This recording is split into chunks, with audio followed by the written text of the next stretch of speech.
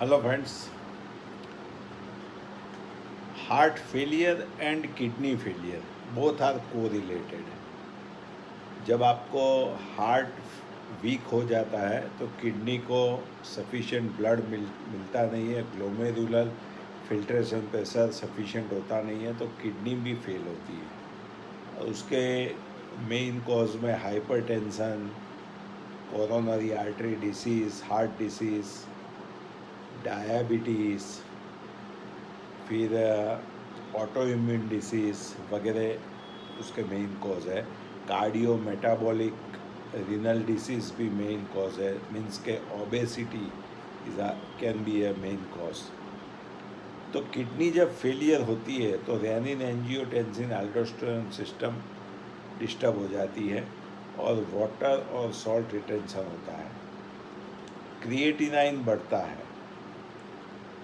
Creatinine बढ़ने के कई कारण हैं, जिसमें मेन कॉज है hypertension, heart disease, heart failure and diabetes uncontrolled. तो क्रिएटिनिन को नेचुरल वे से और दवाई ऐसे कैसे कंट्रोल कर सकते हैं विदाउट डायलिसिस। तो क्रिएटिनिन को कंट्रोल करने के लिए आपको नॉन वेज संपूर्ण बंद कर देना पड़ेगा, प्रोटीन वाला खुराक बिल्कुल बंद कर देना पड़ेगा और नॉन वेज संपूर्ण बंद कर देना पड़ेगा। और जो लोग वेजिटेरियन हैं उनको भी प्रोटीन वाली दाल सब बंद कर देना पड़ेगा। और दूसरा, पोटेशियम वाले जो फ्रूट्स है जैसे बनाना है, ऑरेंजिस है वगैरह आपको या नट्स है, फिर आप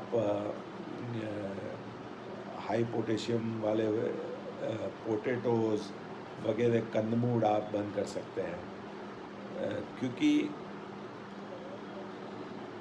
पोटेशियम किडनी जब फेल होती है तो पोटेशियम लेवल बढ़ता है, फास्फोरस लेवल बढ़ता है। तो हाई पोटेशियम और हाई फास्फोरस वाले कंटेंट आपको बंद करने पड़ेंगे। साथ में आपको विगोरस एक्सरसाइज में, स्ट्रेन्यूअस एक्सरसाइज जो जिम में करते हो तो सदंतर बंद कर देना पड़े, उससे किडनी डैमेज होती है। क्रिएटिनाइन मसल में से ज़्यादा निकलता है और वो किडनी डैमेज हुई है तो फिल्टर नहीं होता है तो क्रिएटिनाइन बढ़ जाता है। इन्फेक्शन लगा बॉडी में, फीवर आया तो सडन राइज ऑफ क्रिएटिनाइन हो जाता है। तो क्रिएटिनाइन बढ़ने का एक ये भी इन्फेक्शन भी कारण है। दूसरा, एंजियोग्राफी की डाई से क्रिएटिनाइन सडन राइज हो जाता है तो वो क्रिएटिनाइन बढ़ने का एक वो भी कारण है। तो आप अननेसेसरी एंजियोग्राफी ब्लॉकेज देखने के लिए मत कराइए स्टेबल कंडीशन में। और जब आप डायलिसिस पे हो, आपका क्रिएटिनाइन एकदम 9-10 हो गया तो आप डायलिसिस पे हो, वेस्ट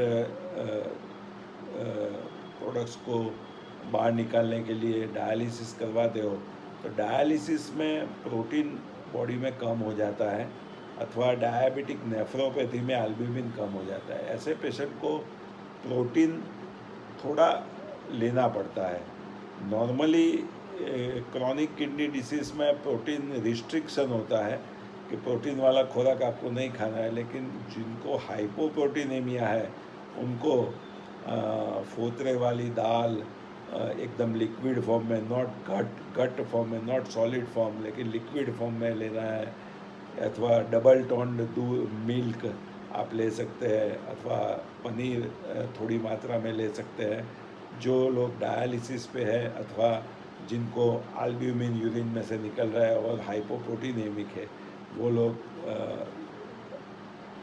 थोड़ी मात्रा में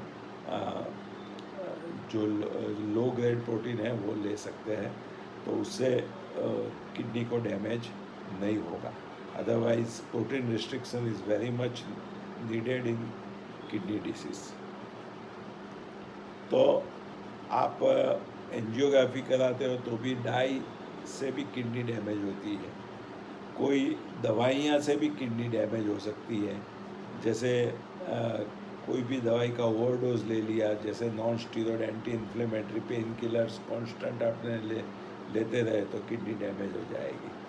कई डायबिटिक की दवाइयाँ किडनी डैमेज करती है, तो डायबिटिक में किडनी फ्रेंडली दवाइयाँ लीजिए जो आपको हार्ट फेलियर और किडनी फेलियर है तो। कि हार्ट फेलियर में स्पाइरोनोलेक्टोन दवा आती है वो, अथवा एप्लेरेनोन दवा आती है वो भी किडनी फेल करती है, किडनी डिसीज़ बढ़ाती है, तो उसको भी रिस्ट्रिक्ट करना पड़ता है। अच्छा, जो लोग डायलिसिस पे है, हार्ट फेलियर में है, पानी भर गया है फेफड़े में या लेग में या पेट में, उनको वाटर रिस्ट्रिक्शन की सलाह डॉक्टर देते हैं कि 1 लीटर से कम पानी पियो। उनमें भी किडनी फेल होती है और क्रिएटिनिन एकदम से बढ़ जाता है। तो जो लोग डायलिसिस पे है उनको वाटर रिस्ट्रिक्शन नहीं रखना चाहिए। 8 से 10 या 12 ग्लास पानी पर डे पीना चाहिए। और किडनी में सीरम क्रिएटिनिन को कंट्रोल करने के लिए non protein diet, no non veg, vigorous exercise नहीं करना है, फीवर है तो तुरंत कंट्रोल करना है। और दूसरा आप सोडियम बाइकार्बोनेट का यूज़ कर सकते हैं, क्योंकि किडनी फेलियर में मेटाबॉलिक एसिडोसिस होता है, तो सोडियम बाइकार्बोनेट की टैबलेट्स मिलती है, वो डॉक्टर अपने प्रोटोकॉल के हिसाब से आपको लिख के देते हैं, तो ये बहुत ज़रूरी है।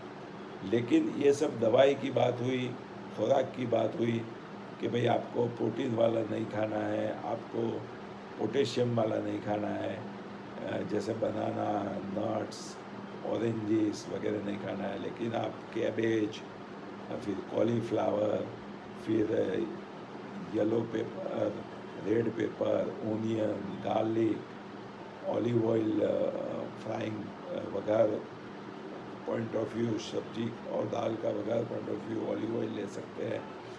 तो किडनी में प्रोटीन और पोटेशियम का रिस्ट्रिक्शन करना पड़ता है।